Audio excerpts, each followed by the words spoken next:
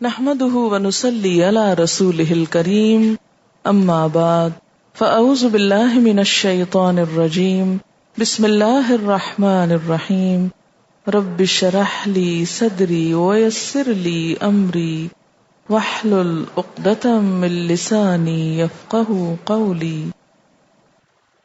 فلا اقسم بمواقع النجوم، نہیں میں قسم کھاتا ہوں ستاروں کے مواقع کی کہ اللہ تعالی نے اس وسیع کائنات میں ستاروں کا یہ نظام بے مقصد اور بے غرض پیدا نہیں کیا. یہ ایک بہت مضبوط نظام ہے، باقاعدہ ایک سسٹم کے تحت ہے. آپ جانتے ہیں کہ کائنات میں بے شمار گیلیکسیز ہیں، کہکشائیں، ان کہکشاؤں کے اندر بے حساب ستارے ہیں، سیارے ہیں، پلانٹس ہیں. یہ سب اپنی اپنی جگہ پر چلتے چلے جا رہے ہیں، کوئی ایک دوسرے میں مداخلت نہیں کرتا، ایک ضابطے اور قاعدے میں بندھا ہوا ہے. ستارے اگرچہ بظاہر بکھرے ہوئے نظر آتے ہیں لیکن یہ بکھرے ہوئے نہیں ہیں، یہ ایک نہایت حکیمانہ نظام کے تحت کام کر رہے ہیں. تو جس رب نے ستاروں میں ایک منظم نظام قائم کیا ہے، اسی رب نے یہ قرآن بھیجا ہے. تو قرآن پاک میں بھی بہت سے مضامین تمہیں بظاہر سکیٹرڈ نظر آتے ہیں، لیکن وہ بے ربط نہیں، پھیلے ہوئے نہیں، بلکہ ہر بات اپنے خاص مقام پر ہے، اپنی خاص جگہ پر ہے. اور ان تمام آیات میں اللہ تعالیٰ نے زندگی گزارنے کی بہترین رہنمائی عطا فرمائی ہے تم کو. تو جس طرح اس کا کائناتی نظام یعنی ستاروں کا نظام بہت منظم ہے، اسی طرح اس کتاب کے درمیان بھی بہترین تنظیم ہے، بہترین ربط ہے، اور یہ نہ تو شاعری ہے نہ کہانت ہے. تو کتنے معنی ہو گئے؟ چلیے ذرا ترتیب سے دوبارہ دیکھتے ہیں.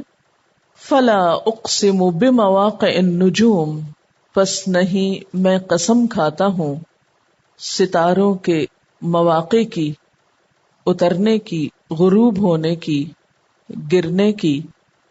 یہاں لا کا ایک معنی یہ کیا گیا کہ یہ زائد ہے، اور براہ راست قسم کھائی گئی ہے ستاروں کے مواقع کی. جبکہ دوسرا معنی کیا ہے کہ یہاں پر لا سے مراد نفی ہے کسی چیز کی. اور کس بات کی نفی ہے؟ دراصل کہ اے اہل مکہ، تم اس کلام کو شاعری اور کہانت قرار دیتے ہو، تمہاری یہ بات درست نہیں. دیکھو آسمان میں پھیلے ہوئے ستاروں کے نظام پر غور کرو کہ کس طرح منظم طریقے سے طلوع ہوتے ہیں، غروب ہوتے ہیں. اور جیسا کہ آپ جانتے ہیں کہ اللہ سبحانہ وتعالی جب کسی چیز کی قسم کھاتے ہیں تو دراصل اس میں غور و فکر کروانا مقصود ہوتا ہے. اگر تم ستاروں کے نظام میں غور و فکر کرو گے تو تمہیں یہ بات بہت اچھی طرح سمجھ آ جائے گی کہ جس رب نے ستارے بنائے اور ان میں منظم نظام قائم کیا، اسی رب نے یہ قرآن بھیجا، اور اس قرآن کے اندر بھی ایک مربوط اور منظم سلسلہ ہے احکامات کا. یہ شاعری اور کہانت نہیں ہے. اور اس کانٹیکسٹ میں پھر مواقع النجوم کا معنی کیا ہوگا؟ ستاروں کے طلوع و غروب کا نظام، ان کے طلوع اور غروب ہونے کی جگہ، ان کے مدار. پھر اسی طرح دوسرا معنی کیا لیا گیا ہے اس سے کہ یہ قرآن کوئی معمولی کتاب نہیں، بہت حفاظت کے ساتھ اترا ہے. اور جب کبھی جنات نے وحی کے اترنے کے موقع پر آسمانوں پہ جانے کی کوشش کی تو ستارے ان پہ ٹوٹ پڑے، یعنی شہاب ثاقب ان پہ گرے. تو شہاب ثاقب کا گرنا اس بات کی دلیل ہے کہ قرآن پاک کے اترنے میں بہت حفاظت سے کام لیا گیا ہے. بعض نے اس سے مراد قرآن پاک کا آہستہ آہستہ اترنا لیا ہے. پھر اسی طرح بعض کے خیال میں نجوم سے مراد آیات ہیں، اور مواقع یعنی جگہوں سے مراد پیغمبروں کے دل ہیں، کہ اللہ تعالیٰ نے ایک خاص طریقے سے آیات اپنے پیغمبروں کے دلوں پہ اتاری ہیں. اور ایک تفسیر کے مطابق اس سے مراد قیامت کے دن ستاروں کا گرنا یا جھڑنا بھی ہے. ٹھیک ہے، اصل مطلب تو اللہ تعالیٰ ہی جانتا ہے، لیکن ہم ان مختلف مفاہیم میں اگر اس کو لیں تو اس قسم کا تعلق قرآن پاک سے ہے. فرمایا فلا اقسم بمواقع النجوم، پس نہیں میں قسم کھاتا ہوں تاروں کے مواقع کی، یعنی تاروں کے طلوع غروب ہونے کے نظام کی، یا تاروں کے شیطانوں پہ مارے جانے کی، یا پھر وہ بلیک ہول جہاں جا کر یہ سب کچھ ضم ہو جاتا ہے. یہ سب چیزیں دراصل اللہ تعالیٰ کی قدرت پر دلیل ہیں، اس کے منظم نظام کی دلیل ہیں کہ یہ سب کچھ جو تم اپنی آنکھوں سے دیکھتے ہو فضا میں، یہ اپنے آپ سے نہیں بنا. ان سب ستاروں کو کس نے تھام کے رکھا ہے، اور پھر ان ستاروں کے گرنے کے باوجود تم محفوظ ہو، کیونکہ شہاب ثاقب کی جو بارش ہوتی ہے اگر وہ سیدھی زمین تک آ جائے تو ہم یہاں زندہ نہ رہ سکیں. تو ان کے گرنے کے باوجود ان کو سنبھالا ہوا کس نے ہے؟ اللہ رب العزت نے. تو جس طرح انسان کی اس زندگی کی حفاظت اللہ تعالیٰ نے کی ہے اس زمین پر، اسی طرح انسان کی آخرت کو محفوظ کرنے کے لیے اور انسان کو مکمل خسارے سے بچانے کے لیے اللہ سبحانہ و تعالیٰ نے قرآن پاک نازل کیا ہے. اسی لیے کیا فرمایا؟ فلا اقسم بمواقع النجوم.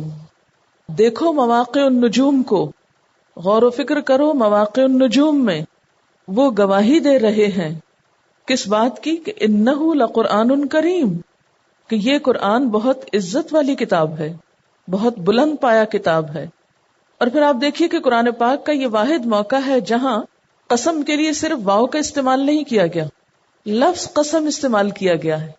فلا اقسم بمواقع النجوم، اور پھر مزید تاکید کے لیے فرمایا کہ وَإِنَّهُ لَقَسَمٌ لَوْ تَعْلَمُونَ عظیم، اور یقیناً وہ البتہ ایک ایسی قسم ہے جو بہت عظیم ہے، کاش تم جانتے ہوتے. یعنی ستاروں کے گرنے یا گرنے کی جگہوں کو جو گواہ بنایا جا رہا ہے یہ کوئی معمولی بات نہیں.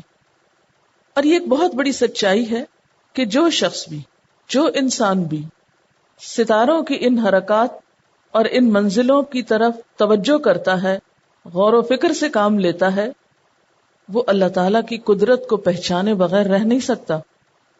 آپ اگر کبھی اسکرین پر ہی چمکتے ستاروں کو دیکھتے ہیں یا ان کی وسعتوں کو دیکھتے ہیں یا ان کی گردش کو دیکھتے ہیں اور کس طرح گیلیکسیز کے اندر مسلسل گھوم رہے ہیں، تو یہ سب کچھ انسان کے دل میں ایک ہیبت پیدا کرتا ہے.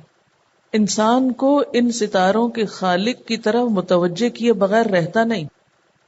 تو وہ لوگ جو قرآن پاک کے اللہ سبحانہ و تعالیٰ کی طرف سے آنے کے بارے میں شک میں تھے، یا ان کا خیال یہ تھا کہ نعوذ باللہ شیاطین اس وحی کو لے کر اترتے ہیں، ان سب کو خبردار کیا جا رہا ہے کہ اگر تم قرآن کی سچائی پر گواہی چاہتے ہو تو دیکھو ستاروں کے نظام کو. جس رب نے اس نظام کو اتنا منظم، مربوط اور مرتب کیا ہے، اسی رب نے یہ منظم کلام اتارا ہے جو اپنے اندر بہت زبردست ہیبت اور تاثیر رکھتا ہے. تم اس سے بے اتنائی کیسے برت سکتے ہو؟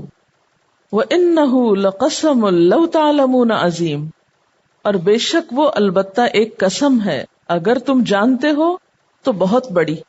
یعنی یہ قسم جو کھائی گئی ہے یہ کوئی معمولی قسم نہیں ہے، یہ ستاروں کی گواہی کوئی معمولی گواہی نہیں ہے، یہ بہت عظیم گواہی ہے.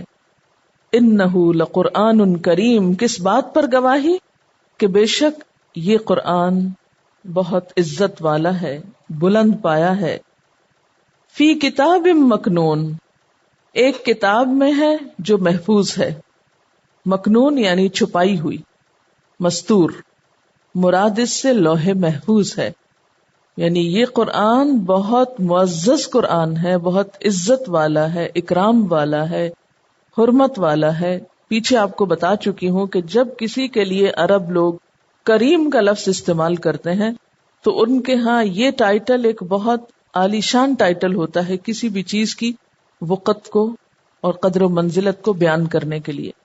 تو قرآن کوئی معمولی کتاب نہیں، بہت بلند پایا معزز کتاب ہے، اور اس کی اصل لوح محفوظ میں محفوظ کر دی گئی ہے، چھپا کے رکھی گئی ہے، جس تک کسی کی رسائی نہیں. اسے صرف ملائکہ مقربین ہی ہاتھ لگا سکتے ہیں، جنات اور شیاطین وہاں پھٹک بھی نہیں سکتے. اس لیے تمہارا یہ کہنا کہ یہ شاعری یا کہانت ہے، یہ بات بالکل بھی درست نہیں. اور کتاب مکنون کیسی کتاب ہے کہ لا یمسہ الا المطہرون، نہیں چھو سکتے اس کو مگر مطہرین.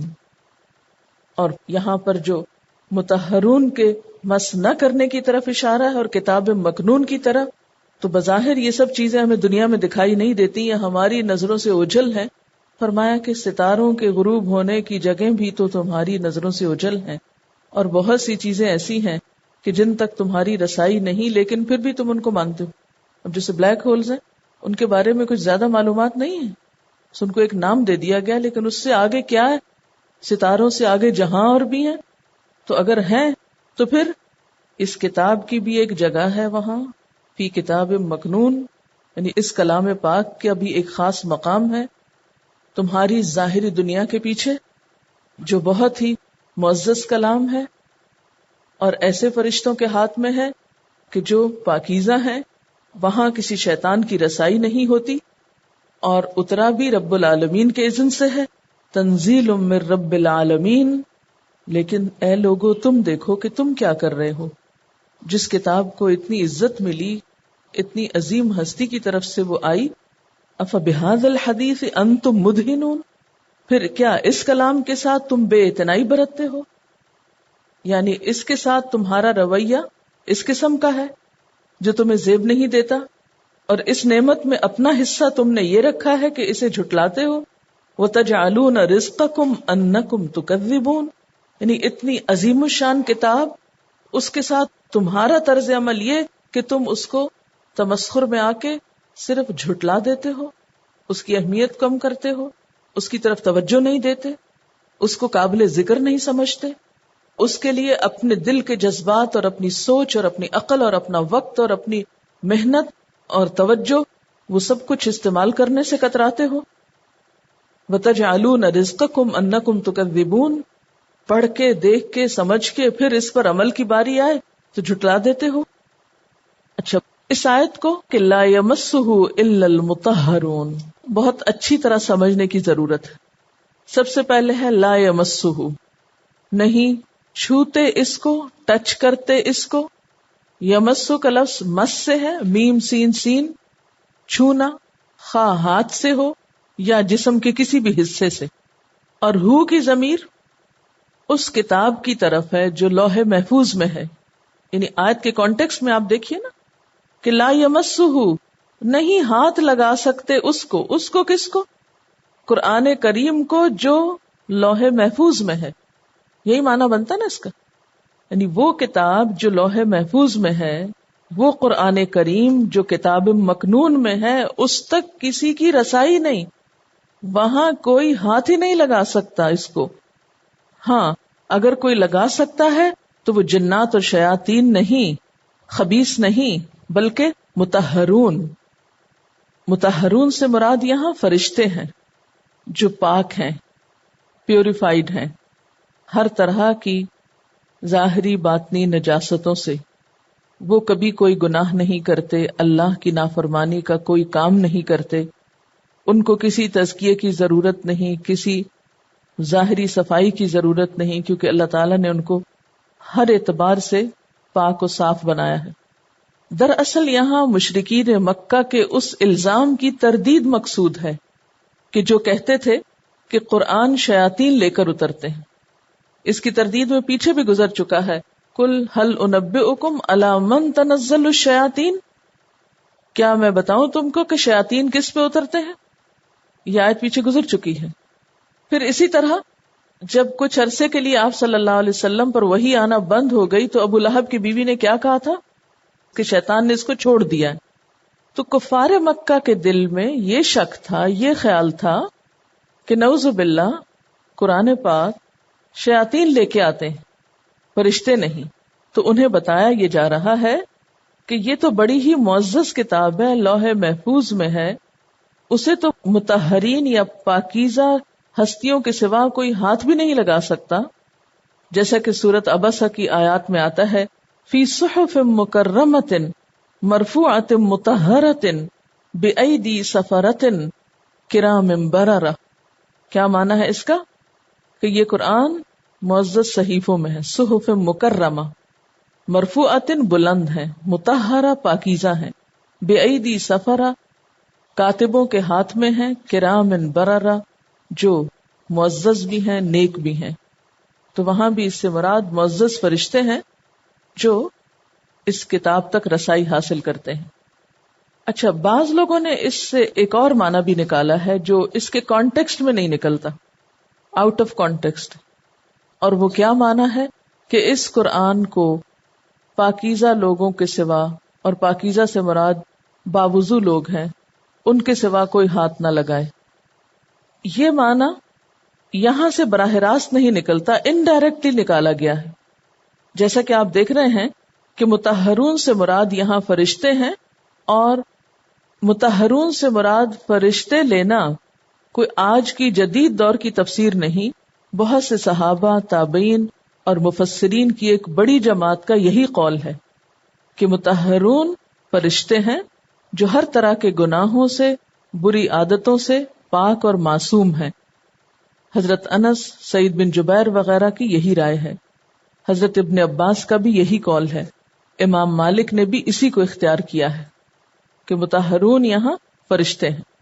اگر اس سے مراد انسان لیے جائیں تو مطہرون سے مراد پھر مومن لوگ ہیں، اہل ایمان ہیں، اور اہل ایمان میں سے بھی وہ لوگ کہ جو صرف جسمانی طور پر پاک نہیں بلکہ روحانی اور اخلاقی اعتبار سے بھی بلند مرتبے پر ہیں. اور مس سے مراد اس کی گہرائی تک پہنچنا ہے، اس کی اصل کو چھونا ہے، صرف ظاہری الفاظ نہیں. تو معنی کیا ہوگا کہ قرآن کے مضامین اور مطالب تک انہی لوگوں کو رسائی حاصل ہوتی ہے جن کے خیالات پاکیزہ ہوں، جو کفر اور شرک کے تعصبات سے پاک ہوں، عقل صحیح اور قلب سلیم رکھتے ہوں، جن کے خیالات گندے نہ ہوں. اور اگر اس کو ہم عام کانٹیکسٹ میں لیتے ہیں کہ مطہرین سے مراد یہاں باوضو لوگ ہیں، تو باوضو اس کو چھونا بہت اچھی بات ہے، پسندیدہ بات ہے. لیکن یہ کہنا کہ اگر کسی کا وضو نہیں تو قرآن پاک کو کوئی اٹھا نہیں سکتا، پکڑ نہیں سکتا، ایسا کہنا اور ایسا سمجھنا کیسا ہے، اس پر غور کرنے کی ضرورت ہے. تو آئیے تھوڑا سا میں اس ریفرنس سے چند باتیں مزید کروں گی تاکہ آپ کے ذہن میں جو سوال بار بار اٹھتا ہے یا آپ سے کیا جاتا ہے یا آپ کو سمجھنے پر بھی سمجھ نہیں آتا، شاید وہ کچھ سمجھ آ جائے. کیونکہ اس ایشو کو بہت کنٹروورشل بنا دیا گیا ہے اور بہت بڑا ایشو بنا دیا گیا ہے. تو آئیے تھوڑا سا اس کی حقیقت کو سمجھتے ہیں. اس سے پہلے کہ میں اس کا دوسرا معنی لوں جو اس کانٹیکسٹ میں نہیں ہے، پہلے مجھے آپ یہ بتائیے کہ اس کی اصل تفسیر ہے کیا. انہ لقرآن کریم فی کتاب مکنون لا یمسہ الا المطہرون. اگر یہ تین آیتیں ملا کر پڑھیں اور پھر اس کے بعد والی بھی ذرا پڑھ لیں. تنزیل من رب العالمین افبہذا الحدیث انتم مدہنون وتجعلون رزقکم انکم تکذبون. تو اس میں وہ فقہی مسئلہ تو کہیں نکلتا ہی نہیں جو ہم عام طور پر نکال کر مطمئن ہو جاتے ہیں. براہ راست اس سے وہ مفہوم نہیں سامنے آ رہا جو عموماً لے لیا جاتا ہے. دور کا معنی تو بنایا جا سکتا ہے یہ کہہ کے کہ نہ چھوئے اس کو. ویسے تو لا یمسہ مضارع کے معنی میں لیا جائے تو نہیں چھوتے اس کو، سمپل معنی ہے. لیکن اگر اس کو اس طرح لیا بھی جائے، اس کو نہیں کے معنوں میں لے لیا جائے کہ نہ چھوئے اس کو مگر مطہرون، تو پھر اس سے مراد کیا ہوگی اور اس کا کیا مفہوم بنتا ہے. اب آپ دیکھیے کہ جہاں یہ کہا جاتا ہے کہ کوئی شخص اس کو بغیر وضو کے ہاتھ نہ لگائے، وہاں یہ بھی کہا جاتا ہے کہ کوئی خاتون حالت حیض میں یا حالت نفاس میں اس کو ٹچ نہ کرے، اس کا پڑھنا پڑھانا حرام سمجھے. یعنی باقاعدہ حرام کے درجے میں اس کو سمجھا جاتا ہے. اور بہت سے لوگ جو اس طریقے سے پڑھا بھی چکے ہوتے ہیں، جب کوئی اعتراض اٹھاتا ہے وہ شک میں پڑھ کے اپنے عمل کو ضائع سمجھتے. تو شک عمل کے راستے کی سب سے بڑی رکاوٹ ہے. اس شک کو دور کرنا بے حد ضروری ہے تاکہ جو بھی کام کریں آپ دلیل کے ساتھ کریں. صرف میرے کہنے پہ کریں مت، کسی اور کے کہنے پہ چھوڑیں مت. ٹھیک ہے. سب سے پہلی بات تو یہ ہے کہ نبی صلی اللہ علیہ وسلم کے زمانے میں قرآن پاک کسی ایک جلد میں تو تھا ہی نہیں، یہ بھی یاد رہے، یعنی مصحف کی شکل میں نہیں تھا، ایک کتابی شکل میں نہیں تھا. ہمیں یہ دیکھنا ہوگا کہ ایک عورت کو حالت حیض میں کن کن کاموں سے روکا گیا ہے جو کلیئرلی قرآن پاک میں مینشن ہو یا پھر سنت رسول صلی اللہ علیہ وسلم میں. سب سے پہلی بات تو یہ کہ قرآن پاک میں ایسی کوئی واضح ہدایت نہیں. دوسری بات یہ کہ نبی صلی اللہ علیہ وسلم کے پاس کوئی ایسا مسئلہ آیا ہی نہیں کہ کسی خاتون نے آ کر یہ پوچھا ہو کہ اس حال میں قرآن پڑھ سکتی ہوں یا نہیں پڑھ سکتی، چھو سکتی ہوں یا نہیں چھو سکتی. صحیح احادیث سے حالت حیض میں جن امور سے روکا گیا ہے، یعنی جو کام منع کیے گئے وہ ہیں: نمبر 1 نماز پڑھنا، نمبر 2 روزہ رکھنا، نمبر 3 طواف کرنا، اور نمبر 4 ازدواجی تعلق قائم کرنا. یہ 4 امور ایسے ہیں جن سے صریحاً منع کیا گیا ہے احادیث میں. نماز پڑھنے سے روکنے والی حدیث کون سی ہے؟ حضرت عائشہ رضی اللہ تعالی عنہا سے روایت ہے، نبی صلی اللہ علیہ وسلم نے فرمایا، جب حیض آئے تو نماز چھوڑ دو، اور جب ختم ہو جائے تو غسل کر لو اور نماز پڑھ لو. یعنی مراد یہ ہے کہ غسل کرنے کے بعد پھر نماز شروع کر دو. حدیث کے الفاظ میں فاغتسلی تک ہے. یہ نسائی کی روایت ہے.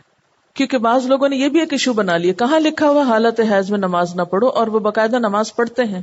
معلوم ہے آپ کو، خود مجھ سے ملاقات ہو چکی ہے ایسے کچھ لوگوں کی. مجھ سے انہوں نے بہت تکرار اور بحث کی کہ کہاں لکھا ہوا ہے کہ نماز نہ پڑھو. قرآن پاک میں تو کہیں نہیں لکھا ہوا، لیکن حدیث میں باقاعدہ منع کیا گیا ہے. اذا اقبلت الحیضۃ فاترک الصلاۃ، نسائی کی حدیث. اور آپ کو دلیل آنی چاہیے تاکہ کسی ایسے شخص سے ملاقات ہو تو آپ شک میں نہ پڑ جائیں، اوہ تو ساری زندگی کی نمازیں ضائع کر بیٹھے، اب ان کی قضا کرتے ہیں. پھر اسی طرح ایک اور حدیث ہے جو بخاری کی ہے، جس میں نماز اور روزے دونوں سے منع کیا گیا. قال النبی صلی اللہ علیہ وسلم الیس اذا حاضت لم تصلی ولم تصم فذلک من نقصان دینہا. ابو سعید خدری کہتے ہیں کہ نبی صلی اللہ علیہ وسلم نے فرمایا، کیا ایسا نہیں ہے کہ جب عورت کو حیض آئے تو نہ نماز پڑھ سکتی ہے نہ روزہ رکھ سکتی ہے؟ عورتوں کے دین میں کمی کی یہی وجہ ہے. پھر اسی طرح طواف کے بارے میں بھی حضرت عائشہ فرماتی ہیں کہ رسول اللہ صلی اللہ علیہ وسلم کی رفاقت میں ہم حج کے ارادے سے نکلے. مقام صرف پر مجھے حیض شروع ہوا. آپ میرے پاس تشریف لائے، میں اس وقت رو رہی تھی. آپ نے پوچھا کیا بات ہے؟ میں نے عرض کیا اگر میں اس سال حج کا ارادہ نہ کرتی تو اچھا تھا. آپ نے فرمایا شاید تمہیں حیض آ گیا ہے. میں نے عرض کیا جی ہاں. آپ نے فرمایا یہ ایک ایسی چیز ہے جو اللہ تعالیٰ نے آدم کی بیٹیوں کے لیے لکھ دی ہے، لہٰذا جب تک پاک نہ ہو جاؤ بیت اللہ کا طواف نہ کرو، باقی سارے مناسک حج ادا کرتی رہو. تو اس سے بھی کیا پتہ چلتا ہے کہ طواف کے علاوہ باقی تمام کام کرنے کی اجازت ہے. اب اگر کوئی شخص یہ دعویٰ کرتا ہے کہ قرآن پاک بھی پڑھنے سے منع کیا گیا ہے تو اس کے لیے پھر دلیل پیش کرنی ہوگی. اس کے لیے عموماً لوگ بطور دلیل اسی آیت کو کوٹ کرتے ہیں، لا یمسہ الا المطہرون، اور اگلی پچھلی آیات کو کوٹ نہیں کرتے بلکہ صرف اتنے حصے کو کوٹ کرتے ہیں. حالانکہ آپ دیکھ رہے ہیں کہ اس سے مراد مشرکین کے اس خیال کی تردید ہے جو کہتے تھے کہ قرآن کو شیاطین لے کر اترتے ہیں. تو اللہ تعالیٰ نے فرمایا کہ نہیں، یہ تو محفوظ کتاب ہے، شیطانی اثرات سے پاک ہے. اور اس طرح لا یمسہ الا المطہرون جو ہے بنیادی طور پر ایک معلوماتی جملہ ہے، نہ کہ اس میں کوئی حکم دیا جا رہا ہے. یہ آیت کسی بھی حیض نفاس کے کانٹیکس میں نہیں اتری کہ کوئی اس سے پہلے فقہی مسئلہ آ رہا تھا تو بیچ میں یہ بات کہہ دی گئی ہو. اب ایک بات ہے کہ اس کے دلیل میں ایک حدیث ضرور پیش کی جاتی ہے. قرآن پاک کی اس آیت کے بعد ایک حدیث پیش کی جاتی ہے، اور وہ حدیث ہے لا یقرأ الجنب ولا الحائض شیئا من القرآن، کہ جنبی مرد اور حیض والی عورت قرآن پاک نہ پڑھیں. اس روایت میں یہ صراحت موجود ہے کہ حائضہ جنبی کی طرح قرآن مجید میں سے کچھ نہیں پڑھ سکتی، ہاتھ لگانا تو دور کی بات ہے. لیکن اس روایت کی صحت کی طرف آتے ہوئے امام ترمذی جنہوں نے اس کو کوٹ کیا ہے وہ خود اس کو ضعیف قرار دیتے ہیں. یہ روایت کس نے کوٹ کی ہے؟ امام ترمذی نے، اور امام ترمذی نے اپنی کتاب میں کوٹ کرنے کے بعد خود اس کو ضعیف کہا ہے. اس کے علاوہ ابو داود میں آئی ہے، اور ابو داود کی شرح عون المعبود میں مصنف کہتے ہیں کہ یہ حدیث معلول ہے، یعنی اس میں علت ہے. صحیح حدیث کی پہچان ہے آپ کو؟ اس میں 5 شرائط پائی جاتی، ٹھیک ہے، اور ان میں سے ایک شرط کیا ہے؟ علت نہ ہو. تو عون المعبود جو سنن نبی داؤد کی شرح ہے، اس کے مؤلف کیا لکھتے ہیں کہ اس حدیث میں علت ہے. تو جس حدیث میں علت ہو یا جو حدیث ضعیف ہو اسے احکام میں حجت نہیں مانا جاتا. اسی طرح ایک اور روایت بیان کی جاتی ہے کہ لا یمس القرآن الا طاہر، قرآن پاک کو نہ چھوئے مگر طاہر، اور یہ حدیث بھی مرسل ہے. مرسل حدیث کس کو کہتے ہیں؟ جس میں صحابی کا ذکر نہ ہو، ایک مقام پر انقطاع ہو اور وہ اوپر صحابی کے مقام پر ہو، یعنی تابعی براہ راست آپ صلی اللہ علیہ وسلم سے روایت کریں. تابعی نے تو آپ صلی اللہ علیہ وسلم کو دیکھا نہیں اور بیچ میں صحابی کا ذکر ہی نہیں کیا. تو جو حدیث اس طرح کی ہوتی یعنی مرسل، وہ بھی قابل حجت نہیں ہوتی احکام میں. ضعیف احادیث کا قاعدہ آپ نے پڑھا ہوگا کہ زیادہ سے زیادہ فضائل میں کوٹ کی جا سکتی ہیں، احکام میں نہیں. ضعیف احادیث سے کسی چیز کا حلال یا حرام ہونا ثابت نہیں کیا جا سکتا، ٹھیک ہے. ضعیف احادیث زیادہ سے زیادہ اگر ان کو آپ کہیں یوز کر سکتے ہیں تو وہ فضائل اعمال ہے کہ لوگوں کو کام کرنے کا شوق دلانا ہے، کرتے رہیں. اس میں کوئی ایسی گناہ کی بات نہیں. ابھی تک اگر آپ سورت واقعہ کی فضیلت میں کوئی ضعیف حدیث پڑھ کر سورت واقعہ پڑھتے رہے ہیں تو سورت واقعہ پڑھنے میں تو آپ کو کوئی گناہ نہیں ہوگا، ایک فضیلت والی بات ہے. لیکن حلال اور حرام میں، جائز اور ناجائز میں آپ ضعیف حدیث کو حجت نہیں بنا سکتے، ٹھیک ہے. اب کچھ ایسی احادیث ہیں جس میں ہمیں حائضہ عورت کی حالت اور اس سے متعلق کچھ امور کا پتہ چلتا ہے کہ دین کے معاملے میں وہ پھر کیا طریقہ اختیار کرے. اب جیسا کہ یہ بتایا گیا تھا کہ شوہر کے ساتھ اس کا ازدواجی تعلق درست نہیں، لیکن ویسے اس کے پاس بیٹھنا، باہم مل کے اکٹھے کھانا کھانا، اس میں کوئی حرج نہیں. حضرت عائشہ رضی اللہ تعالیٰ عنہ فرماتی ہیں کہ میں حالت حیض میں پانی پیتی اور وہی برتن آپ صلی اللہ علیہ وسلم کو دے دیتی، آپ برتن سے اسی جگہ منہ رکھ کر پانی پی لیتے جہاں سے میں نے پیا ہوتا. اسی طرح ہڈی سے گوشت کھا کر آپ کو دے دیتی اور آپ اسی جگہ سے کھا لیتے جہاں سے میں نے کھایا ہوتا. تو اس سے کیا پتہ چلتا ہے کہ خاص ازدواجی تعلق تو منع ہے حالت حیض میں، کیونکہ قرآن پاک میں بھی آتا ہے قل هو اذن فاعتزلوا النساء فی المحیض، کہ وہ نجاست ہے اور عورتوں سے الگ رہو. اور الگ رہو کی تفسیر آپ کو جب بتائی گئی تھی کہ اس سے مراد سیکشل انٹرکورس منع ہے، باقی کٹھے بیٹھنا یا کٹھے بیٹھ کر کھانا کھانا یا جسم کو ہاتھ لگانا یہ منع نہیں ہے. حضرت عائشہ فرماتی ہیں کہ رسول اللہ صلی اللہ علیہ وسلم میری گود میں تکیہ لگا کر قرآن پاک کی تلاوت فرماتے حالانکہ میں حالت حیض میں ہوتی، ٹھیک ہے. پھر اسی طرح یہ بھی صحیح مسلم کی روایت ہے، پچھلی بھی صحیح مسلم کی تھی، یہ بھی صحیح مسلم کی ہے. حضرت عائشہ سے روایت ہے کہ رسول اللہ صلی اللہ علیہ وسلم نے مجھے مسجد سے جائے نماز لانے کا حکم دیا. میں نے عرض کیا میں تو حالت حیض میں ہوں. آپ نے ارشاد فرمایا حیض تیرے ہاتھ میں تو نہیں ہے. جائے نماز کون سا کپڑا ہوتا ہے؟ رگ یا مصلی یا جائے نماز یا چٹائی یا صف، کچھ بھی جس پر نماز پڑھی جائے تو ظاہر ہے کہ وہ ایک پاک چیز ہے. تو جب انہوں نے کہا کہ میں اس کو ہاتھ نہیں لگا سکتی، اور ہمارے یہاں اکثریت خواتین کی ان دنوں میں تسبیح، جائے نماز اور کسی بھی چیز کو ٹچ نہیں کرتی، بلکہ جسم پہ جو کپڑے ہوتے ہیں ان کو بھی دوبارہ دھونے بیٹھ جاتے ہیں کہ نہیں یہ ان دنوں میں پہنے گئے تھے. تو یہ سراسر تکلف ہے اور اب دین میں ایک مشکل پیدا کرنا ہے. بہرحال تو آپ نے کیا فرمایا؟ حیض تمہارے ہاتھ میں نہیں ہے. یعنی اس سے کیا دلیل پتہ چلتی ہے کہ حیض اور نفاس کی حالت میں عورت کے ہاتھ ناپاک نہیں ہوتے، غیر طاہر نہیں ہوتے، ٹھیک ہے. اگر وہ ناپاک ہو تو پھر تو نہ آپ آٹا گوندھ سکتے ہیں، نہ آپ کھانا پکا سکتے ہیں، نہ ہی آپ سبزی کاٹ سکتے ہیں. حتیٰ کہ جو خود کھائیں گے پھر وہ بھی سارا ناپاکی اندر جائے گا. ناپاکی جہاں ہے بس وہیں ہے، باقی جسم اس سے متاثر نہیں ہوتا. اور یہ صحیح مسلم کی صحیح حدیث سے پتہ چل رہا ہے. وآخر دعوانا ان الحمد للہ رب العالمین. سبحانک اللہم وبحمدک نشہد ان لا الہ الا انت نستغفرک ونتوب الیک. والسلام علیکم ورحمۃ اللہ وبرکاتہ.